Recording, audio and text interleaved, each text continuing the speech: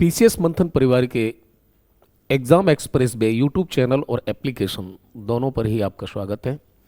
जैसा कि आपको पता है कि हमारा 90 दिन की अनवरत श्रृंखला चल रही है, जिसमें हम 90 डेज़ का हमारा जो प्रोग्राम है उसमें हम आपको 50 प्रश्न प्रतिदिन देते हैं और जो आयोग के पैटर्न पर होते हैं। 50 क्वेश्चंस पर डे हम डिस्कस कराते हैं। जैसे इससे पूर्व में अगर आप देखेंगे तो हमने 31 से स्टार्ट किया था और 40 तक हमारा लास्ट में हो चुका है। आज हमारा टेस्ट नंबर जो है वो कौन सा है? 41 है। ठीक, वो 41 है। तो इसके संदर्भ में देखेंगे, इससे पहले हमने मौर्य काल एवं मौर्योत्तर काल की शासन प्रशासन की व्यवस्था और उनसे संबंधित बहुत सारी चीज़ों पर चर्चा की। वो 50 प्रश्न। उससे ठीक पहले हमने देखा था कि 6वीं ईसा पूर्व शताब्दी की आर्थिक और सामाजिक दशा एवं यूनानियों का भारत पर आक्रमण, और उससे पूर्व आप जाएंगे तो हम बौद्ध काल के संदर्भ में काफ़ी और जैन धर्म के बारे में पढ़ चुके थे। चलिए आज हम जो है बात करते हैं। तो 41 टेस्ट है हमारा। बगैर वक्त गंवाए बढ़ते हैं आगे। तो आज हम गुप्त और गुप्तोत्तर काल के लिए महत्वपूर्ण है ये, क्योंकि काल चेंज हो रहा है। काल चेंज होता है तो मौर्य काल के बाद में जो एक मौर्योत्तर काल है, तो मौर्योत्तर काल के बाद में अगर कोई प्रमुख सा मिल के आता है, यानी अंधकार सा छाता उसके बाद में अगर कोई आता है तो गुप्त काल है। तो गुप्त के संदर्भ में पहला ही क्वेश्चन है, देख लीजिए, दिया हुआ है। क्षत्रिय कुल में विवाह करने से गुप्त शासकों की प्रतिष्ठा में वृद्धि हुई, क्योंकि गुप्त शासक संभवतः वैश्य थे। यानी कि ये तो कन्फर्म है, ये कुषाणों के क्या थे? ये कुषाणों के सामंत थे, लेकिन ये वैश्य थे या नहीं थे? आप विचार करके बताएं आपके अकॉर्डिंग क्या होना चाहिए यहाँ पे। ठीक है, तो ये क्षत्रिय कुल में विवाह करने से गुप्त शासकों की प्रतिष्ठा में वृद्धि हुई, बात बिल्कुल सही है, क्योंकि ये वैश्य थे, इसलिए ए आर दोनों सत्य हैं और ए आर की सही व्याख्या भी कर रहा है। यानी गुप्त शासक संभवतः वैश्य थे, इसलिए क्षत्रिय कुल में विवाह करने से गुप्त शासकों की प्रतिष्ठा में वृद्धि हुई है। आर जो है वो सही व्याख्या कर रहा है। आइए, समुद्रगुप्त के बारे में कहा गया है। तो समुद्रगुप्त के बारे में कहा जा रहा है कि यह चंद्रगुप्त प्रथम के उत्तराधिकारी थे। कौन थे? समुद्रगुप्त। बिल्कुल सही बात है, कोई दिक्कत नहीं। श्रीगुप्त ने घटोत्कच को दिया चंद्र समुद्र, सी द्वितीय कुमार का स्कंद भानु है पुत्र। ये क्रोनोलॉजी है गुप्त साम्राज्य के शासकों की। श्रीगुप्त ने घटोत्कच को दिया चंद्र समुद्र, सी द्वितीय कुमार का स्कंद भानु है पुत्र। बताएंगे कभी? समुद्रगुप्त अशोक के समान शासक थे? जी नहीं, इसमें डाउट है, दोनों में बहुत अंतर है। समुद्रगुप्त शांति और अनाक्रमण की नीति में विश्वास करते थे? इसमें भी डाउट है। यानी कि आप देखते हैं विंसेंट स्मिथ ने समुद्रगुप्त को भारत का नेपोलियन बोला। यूरोप में नेपोलियन के ठीक उसी अभियान से तुलना की है समुद्रगुप्त के उत्तरा और दक्षिणापथ के अभियानों से। 9 राजाओं को एक साथ पराजित करते हैं। प्रयाग प्रशस्ति में हरिशरण ने बहुत अच्छा विवरण दिया है कि राजा वीणा भी बजाता है, राजा तलवार भी चलाता है। यानी कि इनके बारे में साफ कहा जाता है कि राजा गन और गिटार दोनों चलाता है। तय आप कर लो कि नाचना किस पे है। शरीर में इतने घाव हैं कि इनमें 2 रजाई में धागे डाले जा सकते हैं यदि टाँके निकाल दिए जाएं। तो बहुत प्रतापी शासक है। सबसे बड़ी बात है कि जीवन में एक भी युद्ध हारा नहीं है। ठीक, तो यानी कि 2 स्टेटमेंट गलत हैं, क्योंकि शांति और अनाक्रमण की नीति जो थी वो किसकी थी? अशोक की थी। तो यानी कि आपका जो पूछ रहा है सही नहीं है, तो जो सही नहीं है वो कौन सा है? 2 और 3 आपके यहाँ गलत हो जाते हैं, इसलिए उत्तर होगा हमारा कौन सा? ये वाला। आगे आते हैं, व्याख्या देख लेते हैं। समुद्रगुप्त प्रथम चंद्रगुप्त प्रथम के उत्तराधिकारी समुद्रगुप्त हुए। समुद्रगुप्त अशोक के कैसे थे? विपरीत। अशोक शांति और अनाक्रमण की नीति में विश्वास करते थे, समुद्रगुप्त को हिंसा और विजय में आनंद आता था। ठीक है, आगे बढ़ते हैं। गुप्त साम्राज्य के उद्भव के संदर्भ में निम्नलिखित कथनों में से कौन सा एक क्या है? असत्य है। एक कैसा पूछा हुआ है? असत्य है। उन्होंने अपना राज्य कुषाण राज्य के खंडहर यानी अवशेषों पर स्थापित किया। बिल्कुल सही बात है। इस काल में उत्तर प्रदेश का अधिक महत्व हो गया, क्योंकि अब हेडक्वार्टर चेंज हो रहा है। हेडक्वार्टर पाटलिपुत्र, पटना और मगध से किधर आ रहा है? सेंट्रल उत्तर प्रदेश की तरफ आ रहा है। कन्नौज आगे चल के उभरता हुआ एक सितारा बनेगा। गुप्त काल में जीन, लगाम और जूतों का आविष्कार हुआ। इस काल में घुड़सवारों की भूमिका प्रथम हो गई। अब बताना क्या है, कौन सा असत्य है? जी बिल्कुल सही। जीन, लगाम और जूतों का आविष्कार गुप्तों के समय नहीं हुआ, वो कुषाणों ने किया था। उन्होंने इसका सिर्फ प्रयोग किया है।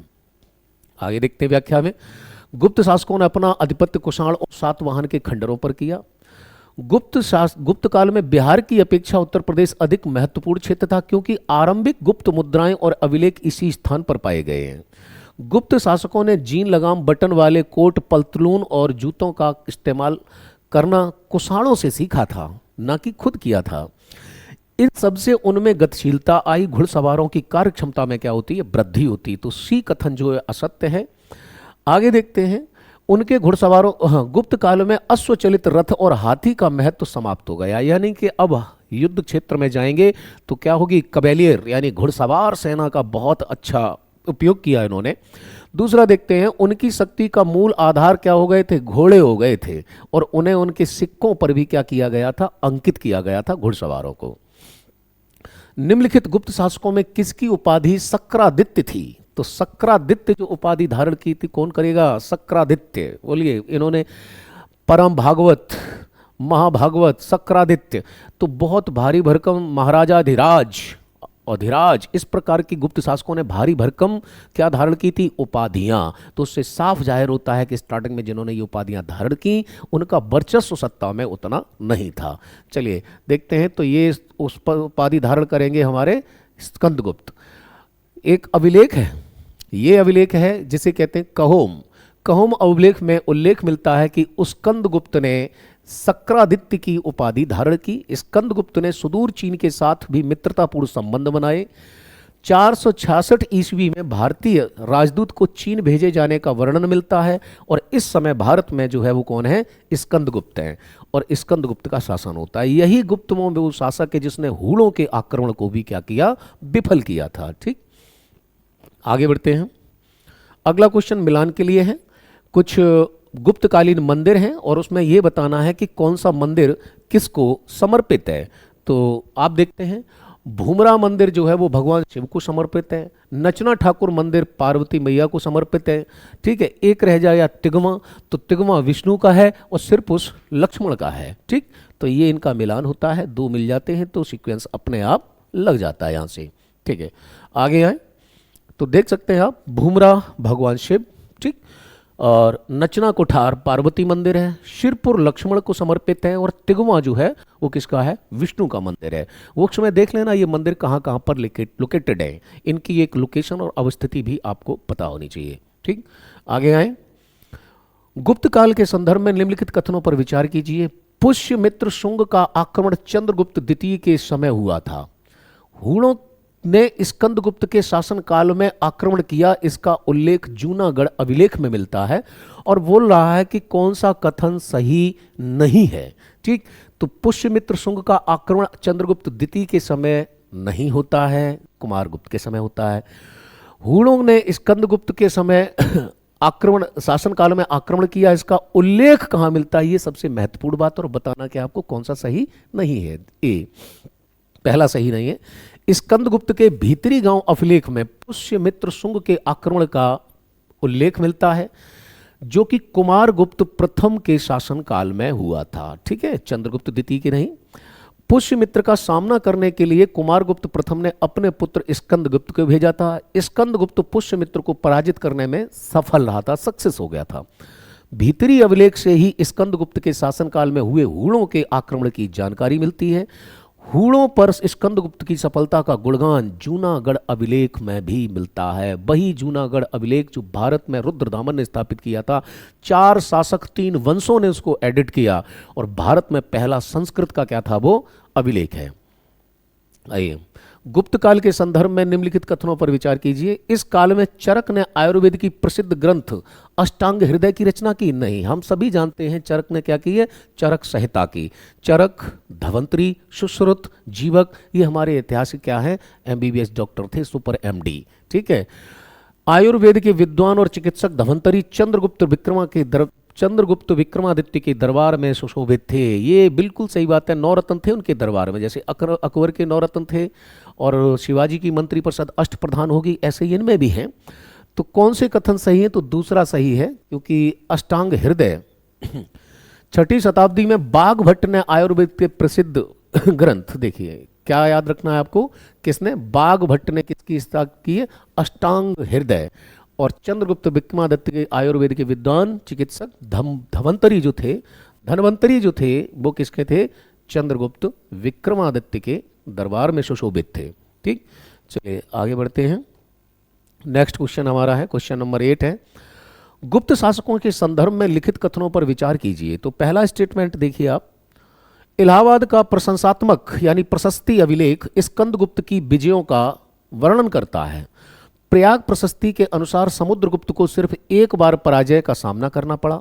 ठीक, और दिल्ली के कुतुब मीनार के पास खड़े एक लौह स्तंभ पर खुदे अभिलेख में चंद्रगुप्त द्वितीय के कीर्ति वर्णन का गुणगान किया गया, और पूछ रहा है कौन से सही नहीं है। ठीक, इस वर्ड पे फोकस करेंगे।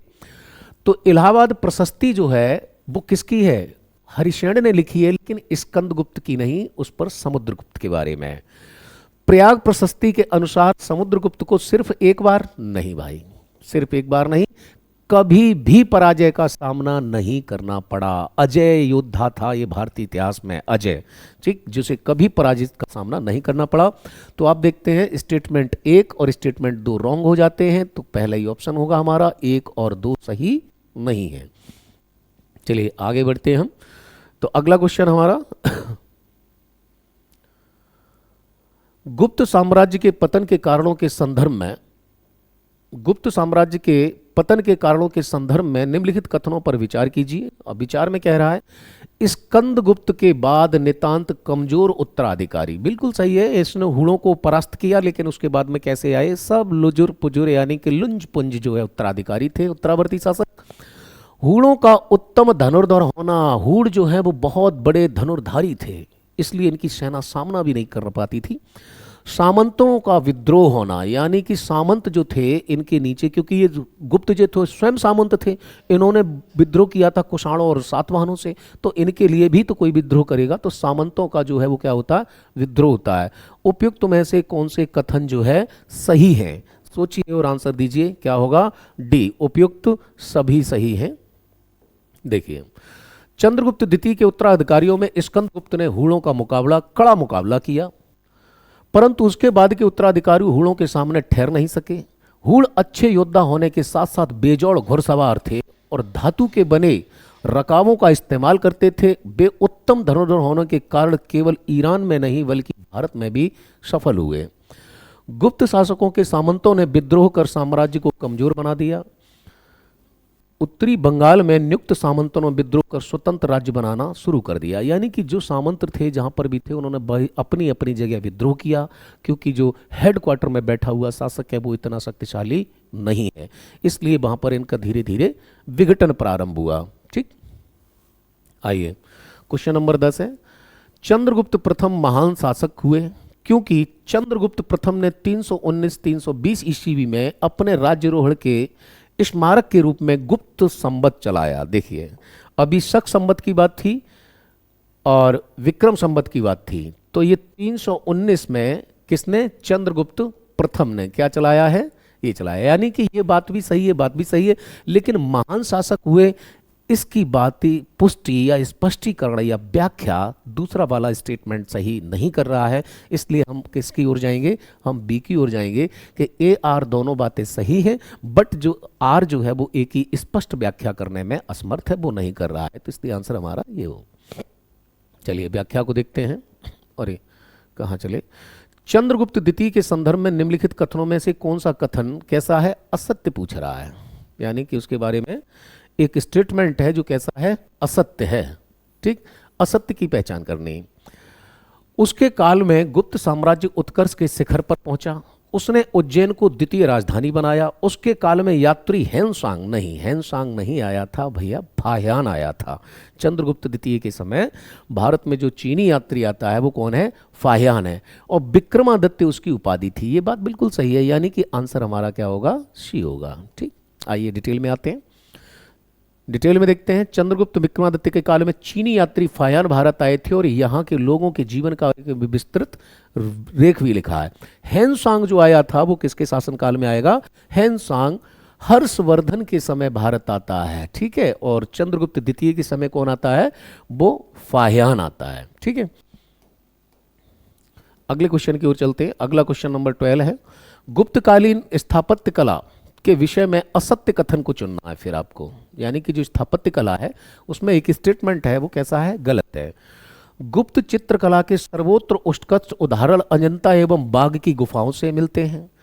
अजंता के चित्र प्रायः बौद्ध एवं ब्राह्मण धर्म से संबंधित हैं।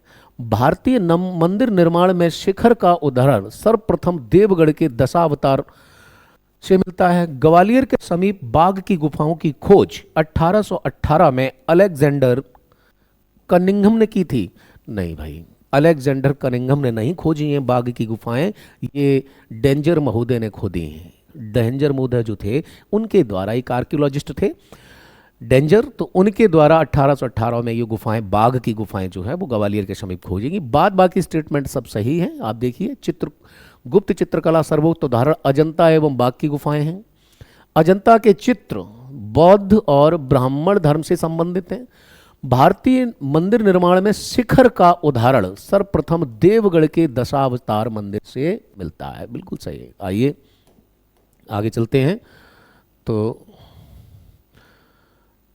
गुप्त शासकों के संदर्भ में निम्नलिखित कथनों पर विचार कीजिए। गुप्त काल में कदम्ब एवं गंग राजाओं ने जैन धर्म को आश्रय दिया।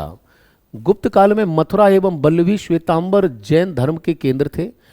कुमारगुप्त ने नालंदा में प्रसिद्ध बौद्ध विहार की स्थापना करवाई थी। अब आपको बताना है इनमें से कौन सा कथन सत्य नहीं है। ठीक, तो आप देखते हैं गुप्त काल में मथुरा एवं बल्लभी श्वेतांबर जैन के, अच्छा, और इधर देखते हैं कुमारगुप्त ने नालंदा में प्रसिद्ध बौद्ध विहार की स्थापना करवाई थी। यानी कि अगर आप देखते हैं तो ये तीनों ही बातें कैसी हैं, सत्य हैं, इनमें से कोई भी बात असत्य नहीं है। ये बात भी सही है, ये बात भी सही है, ये बात भी सही है। जब तीनों ही स्टेटमेंट करेक्ट हैं तो हम किसकी ओर जाएंगे, इनमें से कोई नहीं। ठीक, आगे की ओर प्रस्थान करते हैं। देखिए, गुप्त काल में बौद्ध धर्म भी विकसित अवस्था में था। फाहियान के अनुसार इस समय कश्मीर, अफगानिस्तान और पंजाब बौद्ध धर्म के केंद्र थे। बोध गया भी बौद्ध धर्म के प्रसिद्धि केंद्र था, जहां लंका के बौद्ध यात्रियों के लिए एक विहार बनवाया गया था। पाटलिपुत्र, मथुरा, कौशाम्बी और सारनाथ भी बौद्ध धर्म के क्या थे, केंद्र थे।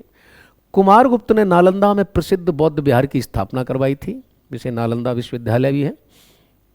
आगे आइए, सांची के एक लेख के अनुसार चंद्रगुप्त विक्रमादित्य ने आम्रकदव नामक, यानी कि कौन सा अभिलेख बता रहा हमें, सांची का अभिलेख हमें बता रहा है कि चंद्रगुप्त विक्रमादित्य ने आम्रकदम नामक एक बौद्ध को उच्च पद पर क्या किया था, नियुक्त किया था। ठीक,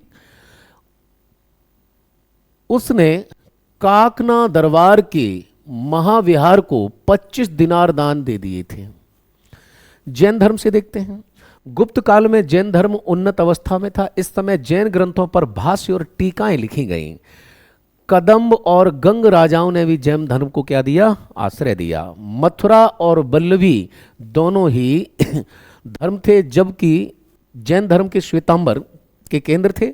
जबकि बंगाल में एक जगह पड़ेगी, वो था बंगाल में पुंडवर्धन दिगंबर संप्रदाय का केंद्र था। तो पूछ ले कि बंगाल में जो पुंडवर्धन है वो निम्नलिखित में से किन संप्रदाय का जो है मुख्य केंद्र था। तो मथुरा और बल्लभी किसके थे, श्वेतांबर के थे। और दिगंबर के जो थे वो कौन से थे, पुंडवर्धन दिगंबर संप्रदाय, वो बंगाल में। गुप्त काल के संदर्भ में फिर स्टेटमेंट है, स्कंदगुप्त ने जूनागढ़ अभिलेख में विष्णु के वराह अवतार का उल्लेख मिलता है। उदयगिरी गुहा अभिलेख में विष्णु के वामन अवतार की चर्चा मिलती है। बुद्धगुप्त के अमरकोश में विष्णु के 29 अवतारों की चर्चा मिलती है। आइए आप देखते हैं, तो ये जितनी भी स्टेटमेंट हैं ये सब अपने आप में कैसे हैं ये सब अपने आप में जो है मिक्स हो चुके हैं। क्या होगा आंसर आपके अकॉर्डिंग इसका, कि पूछ रहा है कौन सा सत्य नहीं है। ठीक है, तो कौन सा सत्य नहीं है इसके लिए आपको देखिए, तो इसके लिए आप देखते हैं तीनों में से कोई भी स्टेटमेंट करेक्ट नहीं है। क्यों? जो जूनागढ़ अभिलेख है उसमें वामन अवतार का उल्लेख मिलता है, जबकि उदयगिरी अभिलेख में जो है बराह अवतार की बात है। और ये बुद्धगुप्त के अमरकोश नहीं है। अमरकोश किसने लिखा है? अमर सिंह ने लिखा है, जो गुप्तों में एक लेखक थे। अमरकोश उनकी रचना है, अमर सिंह की। ठीक है, तो आंसर क्या होगा? डी। 1 2 3 एक भी करेक्ट नहीं है। आइए, गुप्त काल में सबसे विख्यात मंदिर देवगढ़ का दशावतार मंदिर था, जिसमें विष्णु के 10 अवतारों के चित्रण प्राप्त होते हैं। यानी आपसे पूछ ले कि देवगढ़ के मंदिर या भगवान विष्णु के जो है 10 अवतार की जो सबसे पहली सूचना मिलती है वो कहाँ से मिलती है? तो देवगढ़ के दशावतार मंदिर से मिलती है। स्कंदगुप्त के जूनागढ़ अभिलेख में विष्णु के वामन अवतार की घोषणा है। इसी प्रकार उदयगिरी गुहा अभिलेख में विष्णु के बराह अवतार है। यह गुप्त काल का सर्वाधिक लोकप्रिय अवतार था। कौन सा? बराह अवतार। ठीक, बात यहां समाप्त नहीं होती, आगे आइए। गुप्तकालीन लेखक अमर सिंह के ग्रंथ अमरकोश में विष्णु के 39 अवतारों का उल्लेख है। कुमारगुप्त के समय गंगधर अभिलेख में विष्णु को मधुसूदन कहा गया। ध्यान देना, किसके समय? कुमारगुप्त के समय गंगधर अभिलेख में विष्णु को मधुसूदन कहा गया है। चंद्रगुप्त विक्रमादित्य ने विष्णुपद पर्वत पर गरुड़ ध्वज की स्थापना की। विष्णुपद पर्वत पर गरुड़ ध्वज की स्थापना की। बुद्धगुप्त के समय दामोदरपुर के उत्कीर्ण लेख में श्वेता बराह स्वामिन कोकमुख स्वामिन और श्वेता वराह स्वामिन देवताओं का उल्लेख है। दोनों ही बराह के अवतार हैं। ठीक, तो ये एक्स्ट्रा इंफॉर्मेशन आपके लिए, चाहो तो आप इसे नोट करें। गुप्त काल में नव वैष्णववाद का विकास हुआ। इस नए पक्ष का संबंध पंचरात्र मत से था। ठीक है, पंचरात्र मत से था, तो नव वैष्णववाद का उदय होगा। आइए, सूची फिर मिलानी है। एक कर्णिक है, एक ध्रुवाधिकरण है, एक दंडपाश्विक है, एक महादंडनायक है। अब आपको बताना है कि कौन सा गुप्तकालीन मंत्री को किस विभाग से संबंधित था। तो सबसे पहले देखें, दंडपाश्विक, ये मान लीजिए आपके एसएसपी साहब थे, पुलिस विभाग का प्रमुख अधिकारी। ठीक, दूसरा अगर देखें तो भूमि कर जो वसूलता था, यानी महादंडनायक का ये काम होता था, इन्हें मान लीजिए राष्ट्रपति, तो युद्ध एवं न्याय के मंत्री थे ये। कर्णिक जो है वो भूमि कर कर्णिक जो है वो क्या करता था? भूमि कर एकत्रित करता था। और ध्रुवाधिकरण भूमि अभिलेखों को सुरक्षित रखने वाला एक अधिकारी था, यानी कि ये डिजिटल लॉकर इनके पास था, ये इसमें रखते थे। चलिए मिलान को देख लेते हैं, तो सूची आप दूसरी देख सकते हैं। कर्णिक भूमि अभिलेखों को सुरक्षित रखने वाला, ध्रुवाधिकरण भूमि कर वसूलने का अधिकारी, दंडपाश्विक पुलिस विभाग का प्रमुख अधिकारी, महादंडनायक युद्ध एवं न्याय यानी जुडिशरी एवं आप देखेंगे डिफेंस, वो मिनिस्टर एक थे जिन्हें महादंडनायक कहते थे। चलिए आगे आए। गुप्तकाल के संदर्भ में निम्नलिखित कथनों पर फिर विचार कीजिए। नदी द्वारा सिंचित भूमि को देव मात्रक कहा गया। ब्राह्मणों को दी गई कर मुक्त भूमि को अग्रहार कहा गया। बाण भट्ट ने हर्षचरित में सिंचाई के लिए घंटी यंत्र के उपयोग की चर्चा की है। ठीक, अब पूछा हमसे क्या कि कौन सा सही नहीं है।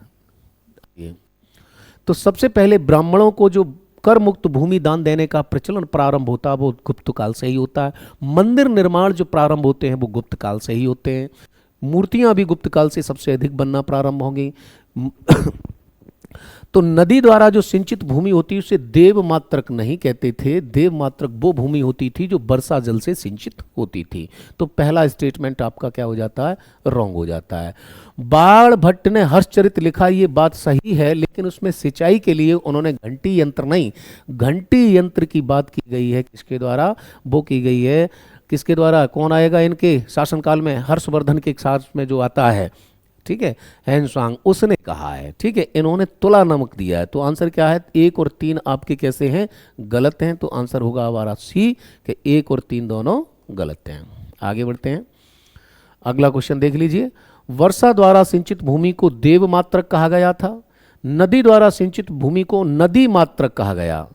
बाण भट्ट ने हर्षचरित में सिंचाई के लिए तुला यंत्र के प्रयोग की चर्चा की है, जबकि वेनस्वांग ने सिंचाई के लिए घंटी यंत्र के प्रयोग की चर्चा की है। स्क्रीनशॉट ले लीजिए, काम आएगा आपके। फिर विचार करने हैं और कौन सा कथन सही है। मृक्षकट्टिकम के अनुसार ब्राह्मण एवं शूद्र एक ही कुएं से पानी भरते थे। नरसिंह पुराण में कृषि को शूद्र का कर्म बताया गया है। मत्स्य पुराण में दान देना एवं यज्ञ कराना शूद्रों का कर्तव्य बताया गया है। दया दाय विधि में बताया गया है कि द्विज पिता एवं शूद्र माता का पुत्र पिता के आधे धन का अधिकारी होगा। आइए अब देखते हैं कौन सा स्टेटमेंट सही नहीं है। यानी कि नरसिंह पुराण में कृषि को शूद्र का कर्म बताया गया, मत्स्य पुराण में दान देना एवं यज्ञ कराना शूद्रों का कर्तव्य नहीं। ये मत्स्य पुराण में नहीं है, ये बात मत्स्य पुराण में नहीं है, ये किसी दूसरे पुराण में है। मत्स्यकटिकम के अनुसार ब्राह्मण एवं शूद्र एक ही कुएं से पानी भरते थे। सही बात है।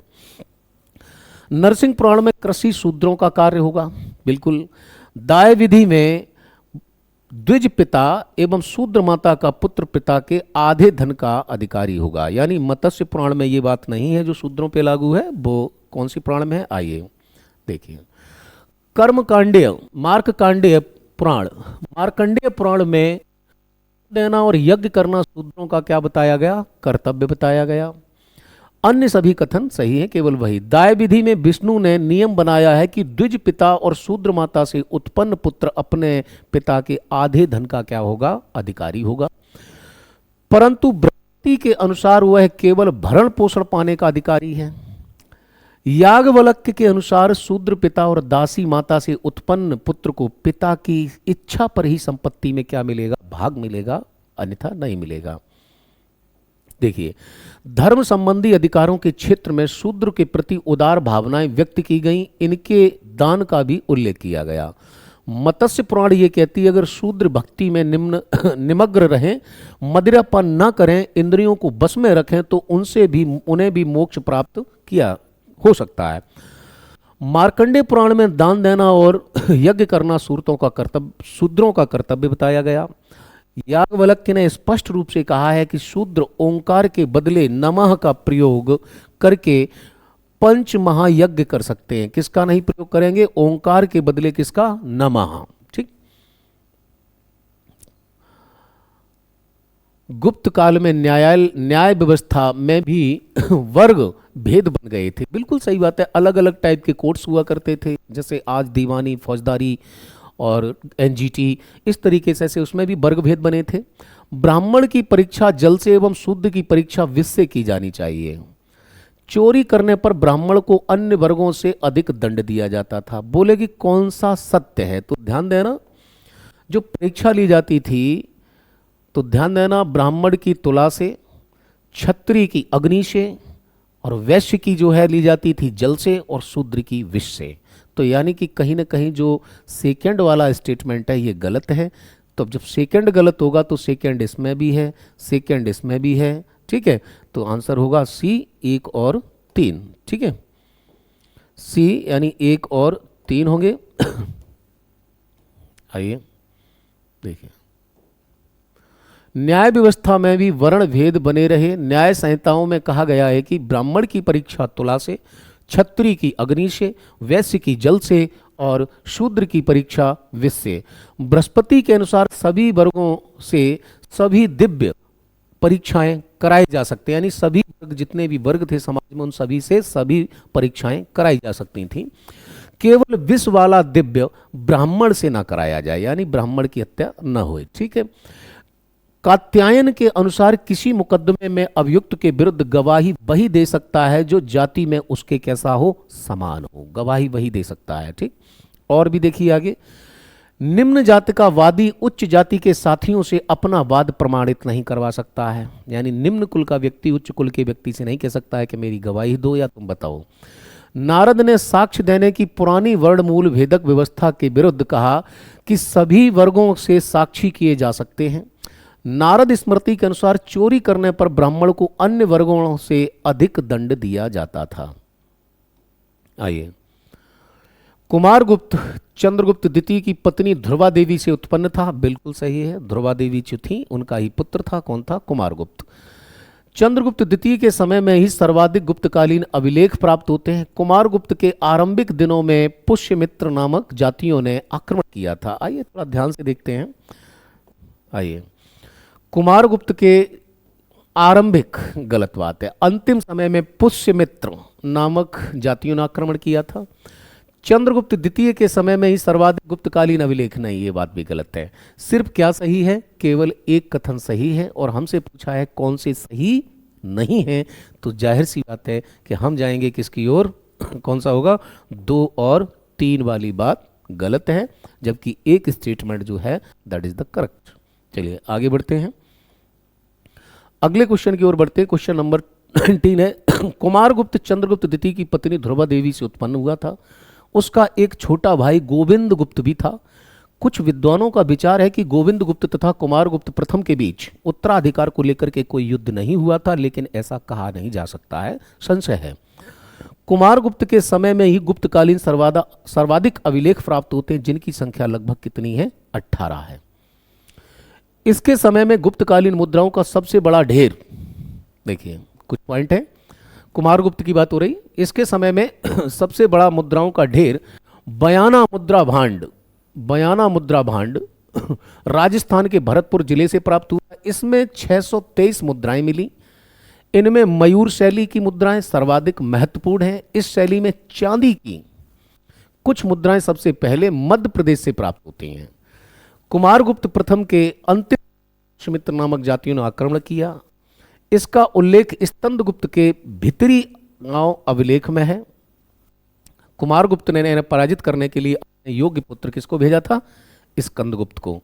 स्कंदगुप्त पुष्यमित्रों को पराजित करने में सफल हुआ। कुमारगुप्त ने ही नालंदा विश्वविद्यालय की भी स्थापना करवाई थी। ठीक है, बौद्ध विहार तो बनवाया था, लेकिन नालंदा विश्वविद्यालय की भी स्थापना कुमारगुप्त के द्वारा ही होती है।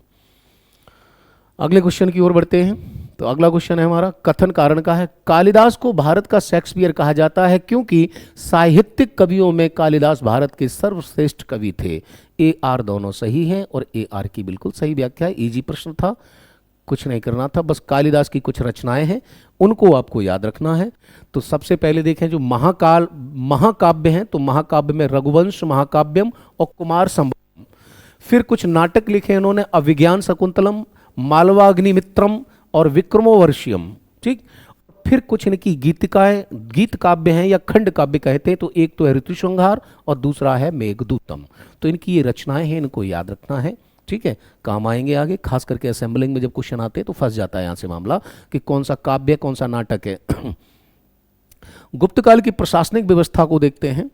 तो गुप्तकाल की प्रशासनिक व्यवस्था में देखेंगे आप, तो आप पाएंगे कि सबसे ऊपर क्या होता है, राज्य के बाद राष्ट्र है, राष्ट्र के बाद में प्रांत है, प्रांत के बाद में क्या होगा, जिला, जिला के बाद में तहसील, और तहसील के बाद में क्या होता है, ग्राम होता है। ऐसा ही हमने देखा था किसके समय भी, और ये आया हुआ क्वेश्चन है। आइए देखिए, सबसे ऊंचे क्या होता है, भुक्ति या अवनी, इसे क्या कहते हैं, प्रांत। फिर विषय होते हैं और विषय का जिला वो होता है जिला।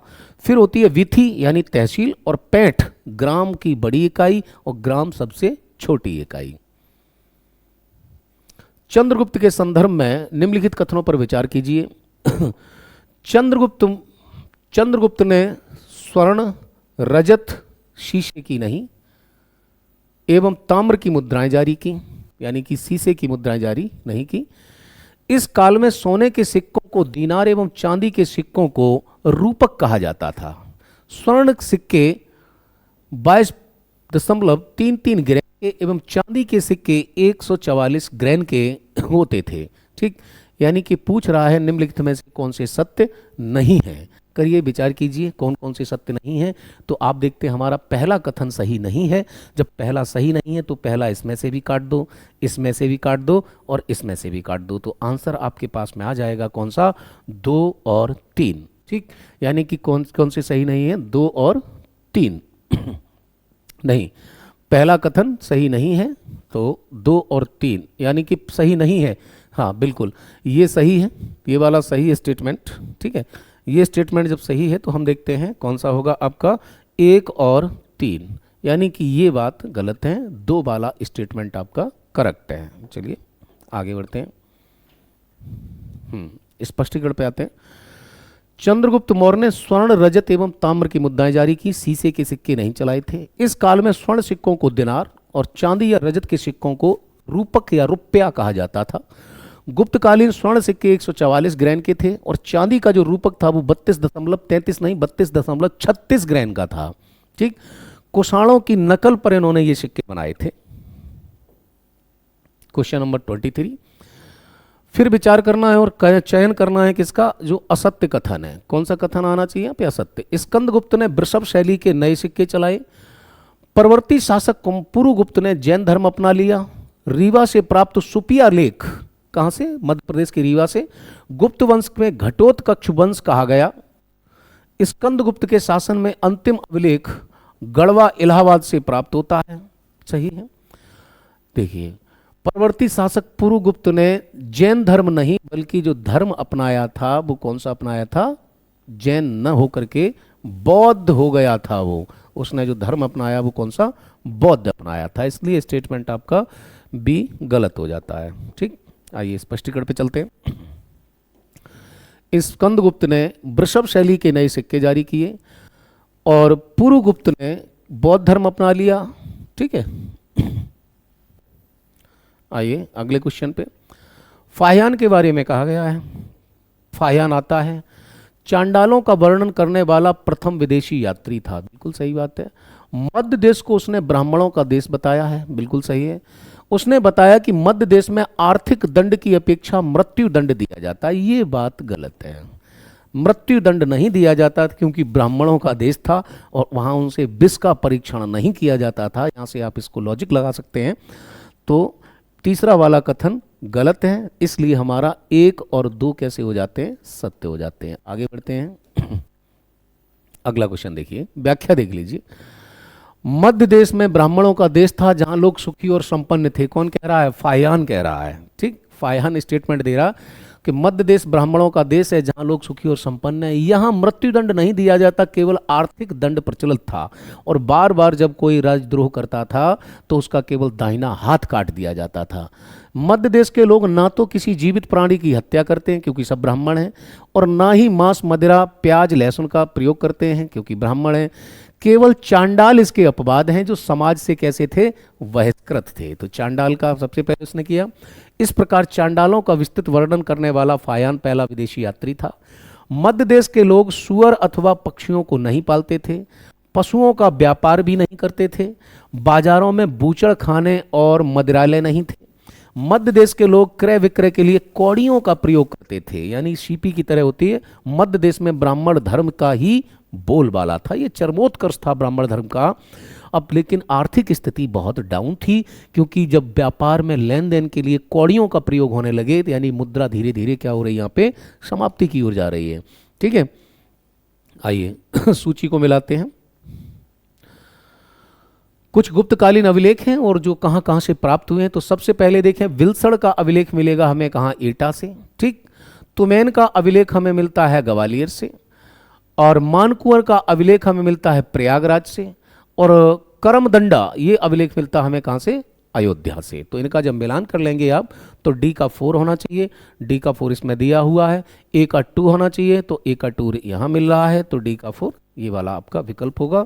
आप चाहें तो इसको इस तरीके से भी देख सकते हैं कि करमदंडा अभिलेख अयोध्या से है, मानकुंवर प्रयागराज से है, तुमैन अभिलेख ग्वालियर से है, और बिलसड़ का अभिलेख एटा डिस्ट्रिक्ट उत्तर प्रदेश से है। ठीक, आइए मालवा के प्रतिहारों के संदर्भ में निम्नलिखित कथनों पर विचार कीजिए। मालवा तो बोला इस वंश का वास्तविक संस्थापक, इस वंश का संस्थापक हरिश्चंद्र था।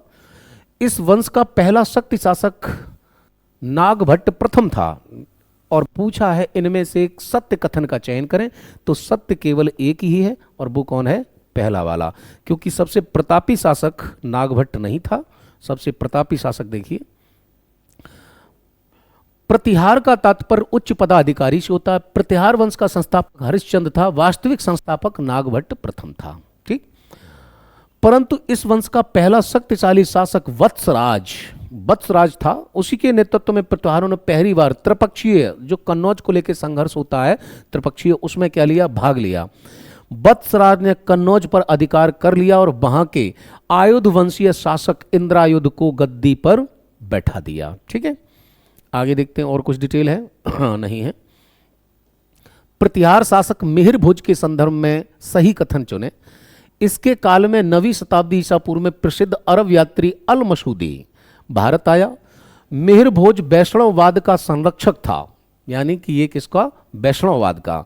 आइए अब देखते हैं कौन सा कथन इनमें से सही है। ठीक, तो पहला तो गलत होता है। क्यों गलत होता है? ये अल मसूदी नहीं आया था, सुलेमान आता है भारत में इसके समय। तो पहला कथन गलत है, दूसरा सही है, आंसर बी होगा। मिहिर भोज के काल में 9वीं शताब्दी में प्रसिद्ध अरब यात्री सुलेमान भारत की यात्रा करता है। उसने मिहिर भोज को अरबों का घोर शत्रु बतलाया। मिहिर भोज वैष्णववाद का संरक्षक शासक था। उसके कुछ सिक्कों पर बराह के चित्र पाए गए हैं, जिन्हें आदि वराह की उपाधि, यानी बराह के चित्र किसके सिक्कों पर पाए गए? मिहिर भोज के। और उसने जो उपाधि धारण की वो आदि वराह की उपाधि धारण की। चालुक्य सोलंकी वंश के संदर्भ में निम्नलिखित कथनों पर विचार कीजिए। इन्होंने अपने राज्य की राजधानी अहिल्यपाटन को बनाया। इस वंश का संस्थापक मूलराज प्रथम था। वह एक कट्टर वैष्णव शासक था। और चुनाव करना है असत्य कथन का। ठीक, तो असत्य इसमें है केवल 2। वो क्यों? क्योंकि वो वैष्णव का ना होकर के क्या था? शैव का था। ठीक, तो दूसरा वाला स्टेटमेंट हमारा रॉन्ग होता है यहाँ पे। गुजरात के चालुक्य या सोलंकी राजा राजपूत थे। उनके राज्य की राजधानी अल्हिनवाड़ और अल्हिनपाटन कठियावाड़ गुजरात थी। इस वंश का संस्थापक मूलराज प्रथम था। वह एक कट्टर शैव उपासक था या शासक था। आगे, किस स्मृति में विधवा को पुनर्विवाह की अनुमति दी गई? ये बहुत बढ़िया क्वेश्चन है। कौन सी स्मृति? और ये कई बार हम डिस्कस कर चुके हैं पिछले भी काफी टेस्टों में। तो बार बार स्मृति आती है। तो देखिए, मनु स्मृति तो नहीं देती है। याज्ञवल्क्य स्मृति में बहुत सारी वो हैं। पतंजलि के महाभाष्य का मतलब है नहीं, वो तो व्याकरण पे है। नारद स्मृति में बोला गया कि विधवा चाहे तो विवाह कर सकती है। और वो कौन सी परिस्थितियां हैं जिसमें कर सकती है? तो आंसर सी है। आइए देखो, नारद मुनि गुप्त काल, नारद स्मृति गुप्त काल की एक प्रमुख स्मृति है। नारद ने नियोग एवं स्त्रियों के पुनर्विवाह की अनुमति दी है। नारद और पराशर 5 विशेष परिस्थितियों में ये परमिशन देते हैं। पति के मर जाने पर, गुम हो जाए, खो गया, नहीं मिल रहा है, पता न लगने पर तो विवाह कर सकते। पति सन्यासी हो जाए तो भी विवाह कर सकती है। पति पतित हो जाए तब भी विवाह कर सकती है। और पति जब नपुंसक हो तब भी विवाह कर सकती है। यानी कि विवाह है, पत्नी को पुनर्विवाह की अनुमति प्रदान करते हैं। आगे आइए, कहा गुप्त काल में पौराणिक धर्म का अत्यधिक विकास हुआ, क्योंकि गुप्त काल में वैष्णव धर्म के उत्थान के कारण बौद्ध धर्म के प्रचार प्रसार में ह्रास हुआ। ठीक, क्या बोल रहे हैं?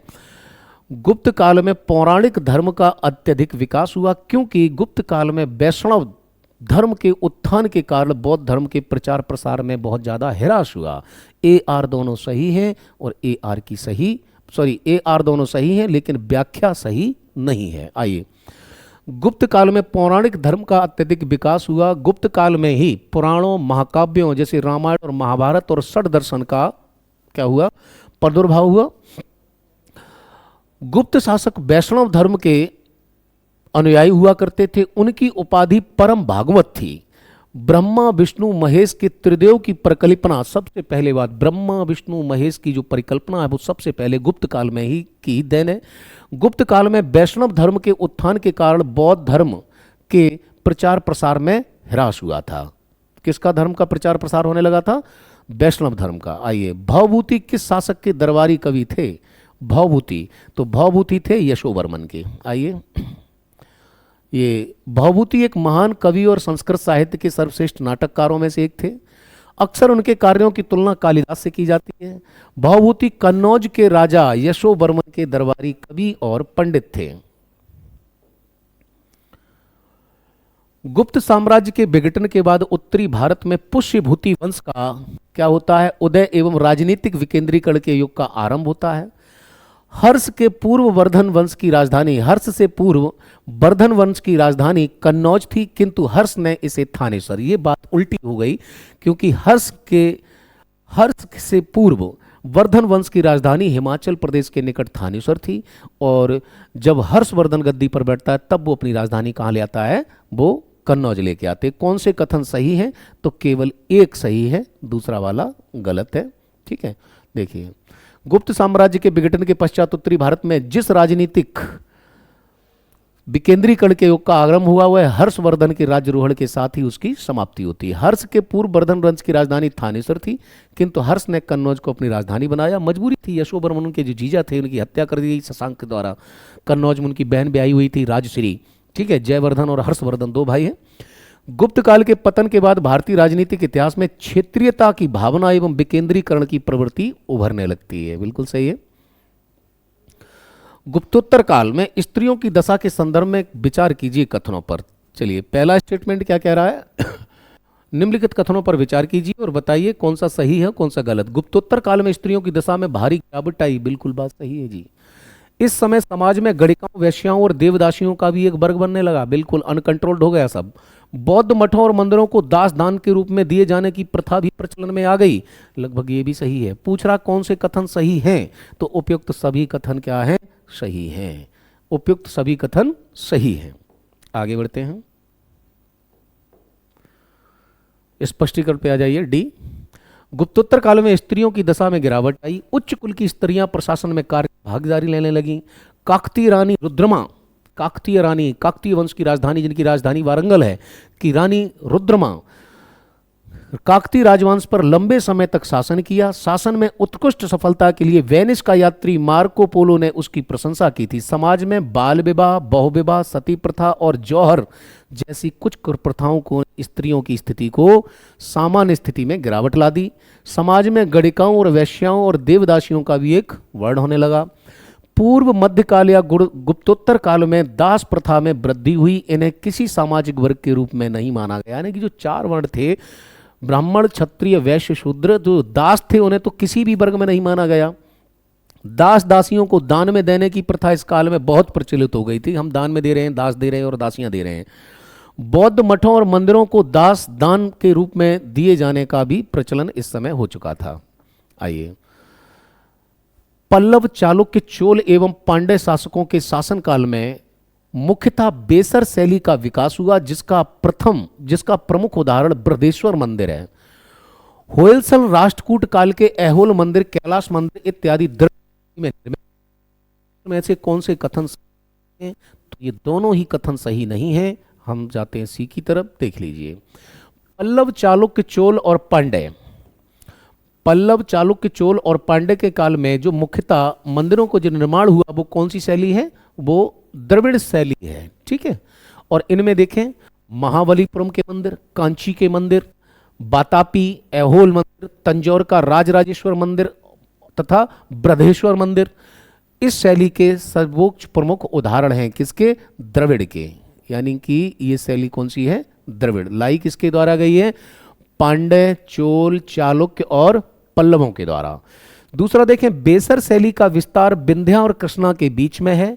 इसे दक्षिणावर्त भी कहा जाता है। होयसल राष्ट्रकूट ने ऐहोल मंदिर, कैलाश मंदिर जिन्हें एलोरा मंदिर बेसर शैली से निर्मित हैं। तो ये कहीं ना कहीं कल्चरल पार्ट्स हैं और यहाँ से हर बार क्वेश्चन आता है, खास करके साउथ इंडिया का जो हमारा सांस्कृतिक और धार्मिक कल्चर है उससे रिलेटेड जो क्वेश्चन आते हैं, तो ध्यान देना। आइए, सूची 1, सूची 2 फिर दे दी गई है। पूछ रहा है राजवंश और राजवंश की राजधानियां बताइए आप, ठीक। तो सबसे पहले आपको पता होगा कि काकतीय वंश की राजधानी है वो कौन सी है? वारंगल है, ठीक। काकतीय वंश की राजधानी वारंगल है। तो सी का कौन सा हो जाएगा? 2। सी का 2 इन दोनों में नहीं दिया तो ये हो नहीं सकते हैं। आगे देखते हैं, तो मैत्रक वंश की राजधानी जो है वो कौन सी होती है? त्रिपुरी होती है। तो ए का 3 जो आपको दिख रहा है वो 1 में ही दिख रहा है। सी का 1 हो जाता है, यानी कि काकतीय वंश की हाँ ये वाला होगा। सी का 3 है, ठीक है, सी का 3 है। और डी का 4 है। पूर्वी गंश जो है बल्लभी में है। और रह जाता है एक चेदी वंश, वो कहाँ पर है? वो कलिंग में है, ठीक है। तो कुल मिलाकर के इनको आप एक बार फिर देख लें। तो इनको जो इस तरीके से देखेंगे, मैत्रक वंश बल्लभी में है, चेदी वंश त्रिपुरी में है, काकतीय वंश वारंगल की राजधानी, और पूर्वी गंग वंश की राजधानी जो है वो कलिंग नगर या कलिंग होती है, ठीक है। आगे बढ़ते हैं, क्वेश्चन नंबर 36 है, चालुक्य साम्राज्य के विघटन के काल में काकतीय वंश पोल द्वितीय ने स्वयं को चालुक्यों की अधीनता से मुक्त कर लिया। उसने गोदावरी और कृष्णा नदियों के बीच यह प्रदेश पर शासन स्थापित कर वारंगल को अपनी राजधानी बनाया। शासक गणपति ने विदेशी व्यापार को प्रोत्साहन दिया और विभिन्न बाधक तटकरों को समाप्त कर दिया। और पूछ आपसे सही कौन है?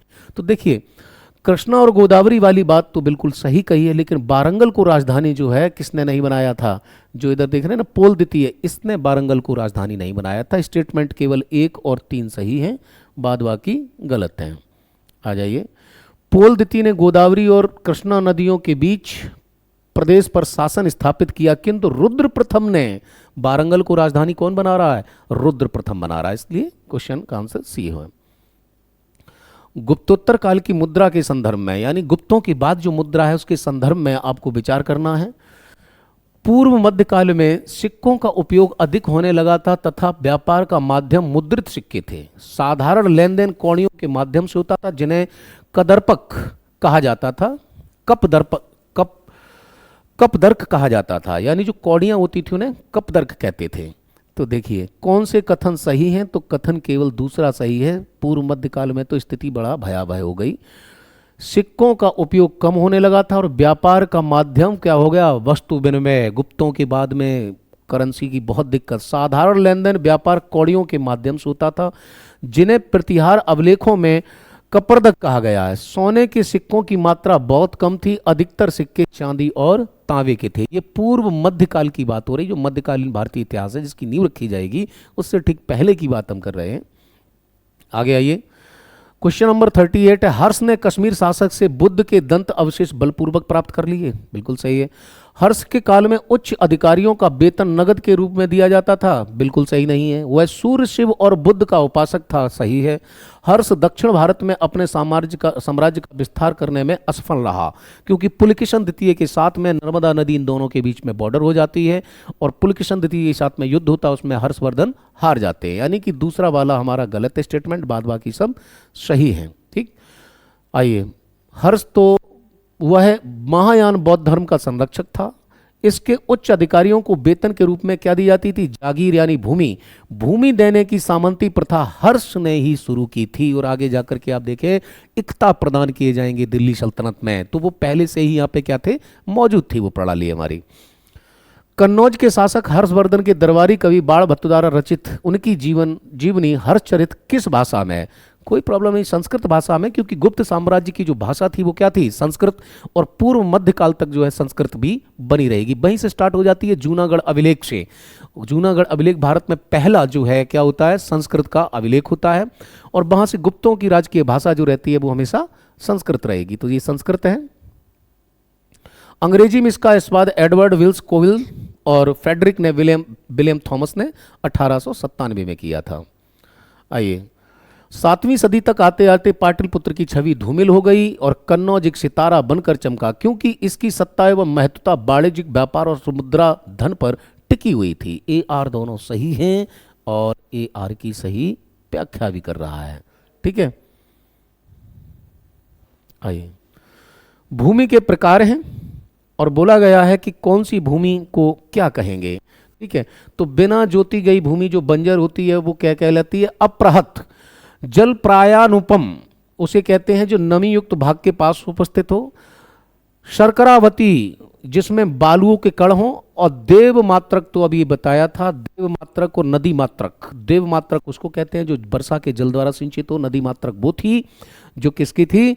जो नदी के द्वारा हो। ठीक है, आइए। तो आंसर क्या हो जाएगा आपका? यही 1 2 3 4 सभी लगे हुए हैं, देख सकते हैं। अपरत जालिन और देवमात्रक वर्षा जल से सिंचित भूमि है।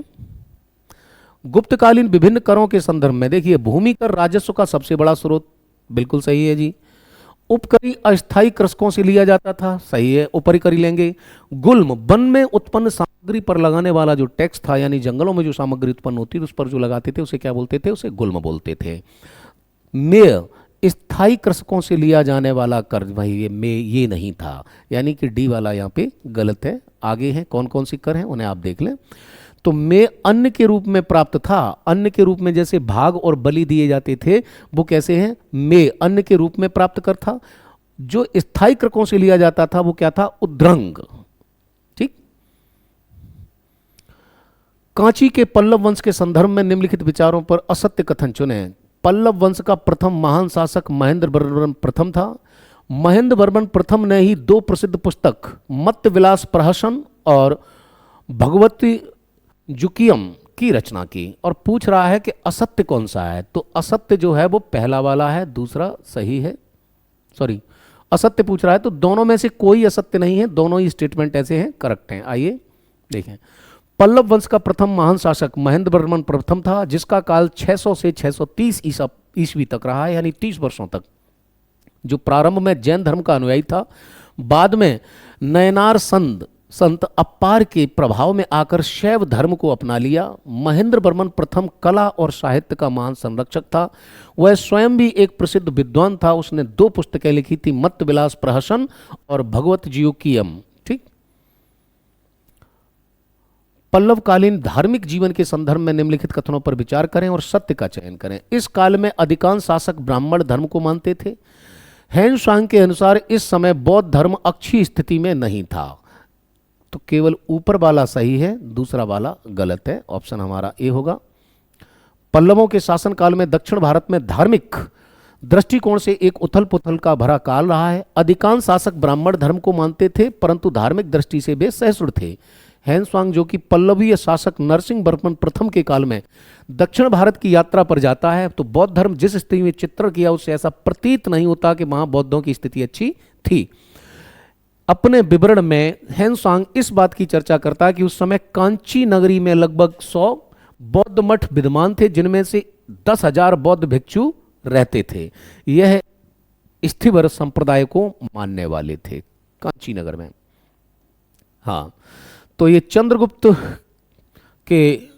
चंद्रगुप्त विक्रमादित्य के 9 रत्न हैं। इनमें कौन कौन क्या था उस पर देखना है। तो सबसे पहले देखते हैं हम, जो शंकु है ये क्या है, ये वास्तुकार हैं।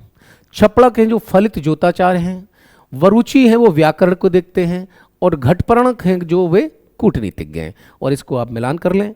आगे देखते हैं इसको, लिस्ट को। ठीक, ये देखिए 9 रत्न थे, तो 9 रत्नों में ये हैं। ठीक है, इनको आप देख सकते हैं। अजमेर के शाकंबरी के चौहानों के संबंध में निम्नलिखित में से कथनों पर विचार करें और सत्य का चयन करें।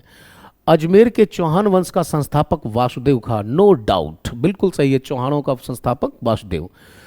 चौहान वंश का सबसे महान शासक विग्रहराज चतुर्थ विशलदेव था, नहीं, वो नहीं था। पृथ्वीराज तृतीय सबसे वो सफल, यानी कि केवल एक सही है। देखिए, अजय राज द्वितीय ने अजय मेरू या अजमेर नामक नगर की स्थापना की। उत्कृष्ट भवनों का निर्माण कराकर इस शहर की काफी आकर्षक बनाया। अजमेर को शाकंबरीय या सपादकल देश भी कहकर पुकारा जाता है। चौहान वंश का सबसे महान और योद्धा जो हुआ वो पृथ्वीराज तृतीय चौहान असाधारण कोटि का वीर योद्धा और साम्राज्यवादी था। उसने चतुर्दिक विजय की नीति अपनाई थी, यानी पृथ्वीराज की बात करेंगे, वो है चौहानों में। परमार शासक राजा भोज के संदर्भ में सत्य कथन है। इनकी गणना भारत के महान विद्वान नरेश के रूप में की जाती है। इन्होंने चित्तौड़ में त्रिभुवन नारायण का मंदिर भी बनवाया था। बिल्कुल सही है, दोनों स्टेटमेंट कथन सही है, कोई दिक्कत नहीं है। इस वंश का सबसे प्रतापी शासक राजा भोज था। ठीक, उसकी गणना भारत के महानतम विद्वान नरेश के रूप में की जाती है। उन्होंने सैनिक योग्यता, रचनात्मक कौशल और साहित्यिक प्रतिभा का अद्भुत समन्वय था। राजा भोज एक महान निर्माता शासक भी था। उसने अपने अनेक शहरों को बनाया, जैसे भोपाल, धारा नगरी, 2 नगर बसाए।